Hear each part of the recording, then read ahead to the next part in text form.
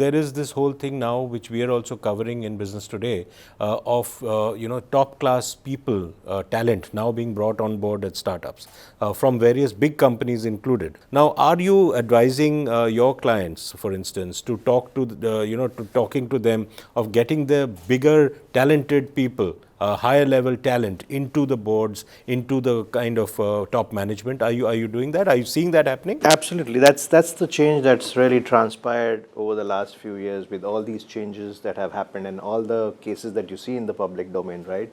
That's triggered a change to kind of get more talent on the table, right? Which includes primarily getting CFOs or CXO level professional people, as well as an independent board, to actually relook at the entire process of getting investment into a startup, right? The entire process has changed, right? From getting into an enhanced due diligence to a financial review to a technology.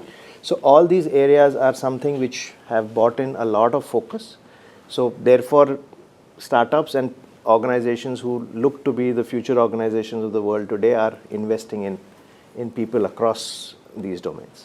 You said you are now beginning, obviously you are insisting on XYZ things. Are more and more people in your community doing the same thing? Yeah, so I would say definitely all the P investment which happens, all these areas are being looked at.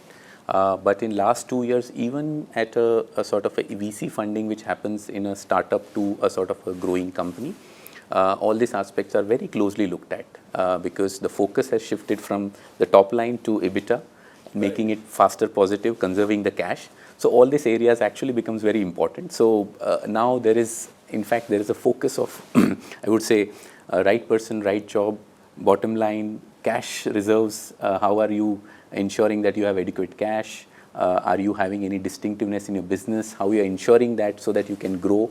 All that aspect is also well taken care now in startup by the investors. What are the kind of ESG risks which you think should be red flagged? So basically ESG is environmental, social and governance, right? So, and the reason why we look at an ESG risk is because that's where the sustainability of the future will lie. And that's where the organization of the future will be evaluated as well. But with the E and the S, there's also a G component, which is the governance part of it, which will in the future play a major role in terms of getting things aligned and making sure that the organizations are fit for future. The data being the new oil, data needs to be protected.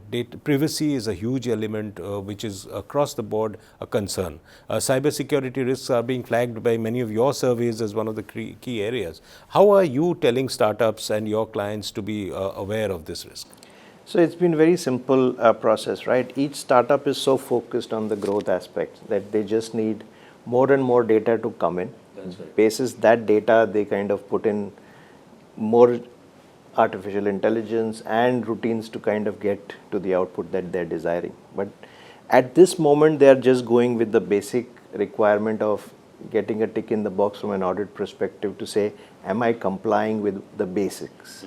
But I think cybersecurity plays an important role because if you don't control that data today, you will probably lose the competitive advantage going forward. What is your sense, Kalpesh? Yeah, I think cybersecurity is a very key risk there as part of our diligence process.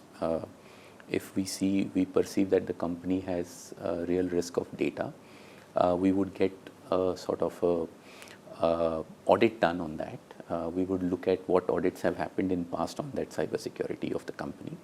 We feel that there are areas which needs to be taken care again by the company. We would again make sure that becomes as a condition for us in our investment process.